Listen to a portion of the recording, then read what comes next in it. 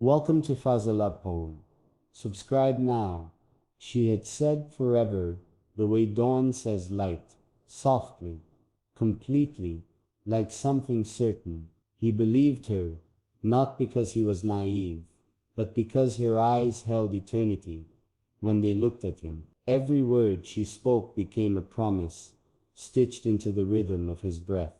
The world around them, the palace walls, the desert winds, even time itself bowed to the beauty of their beginning. He wrote her name in every poem, carved her laughter into memory, built his dreams around her truth. And when she said forever, he thought it meant always. But love, he would later learn, can whisper forever and still mean until. He didn't see the cracks forming in her silence, didn't notice how her hand stopped reaching for his. The stars were still shining, he just didn't realize they were already dying. Sometimes, love ends long before it leaves, and he was too in love to see the ending coming. There was a time when even the night felt alive.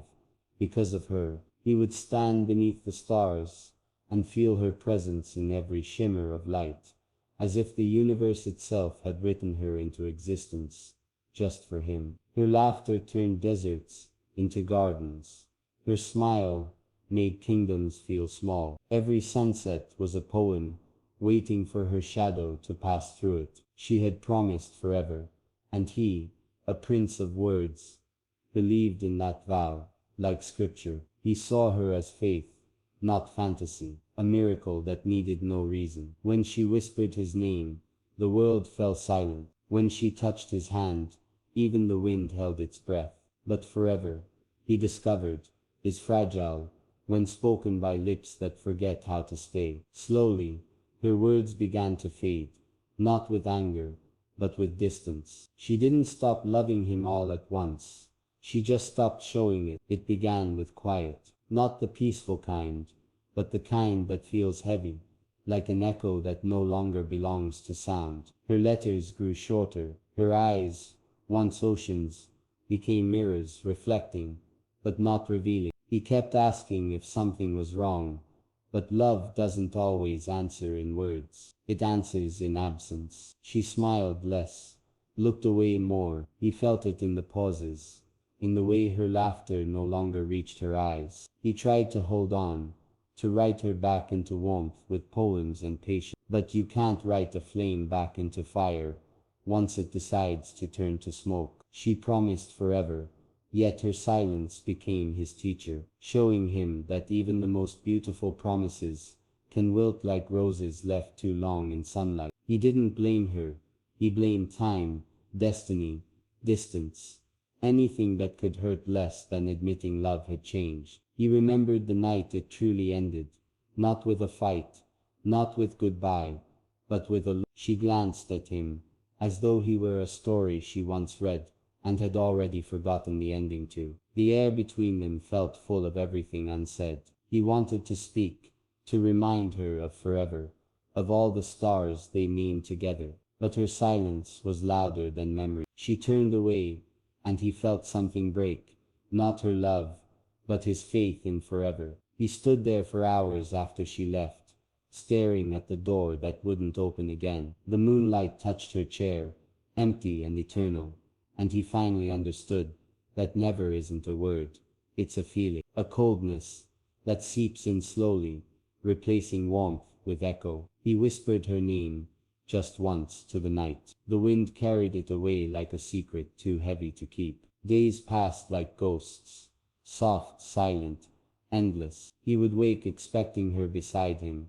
only to find the space still cold. Her scent lingered in the room, faint but cruel, proof that something beautiful had once lived there. He found one of her roses pressed between the pages of his notebook, brown at the edges, brittle as truth. He held it carefully, afraid it would crumble like the promise it represented. Forever, she had written beneath it once. He smiled, bitter and tender all at once. Maybe forever isn't a lie, he thought.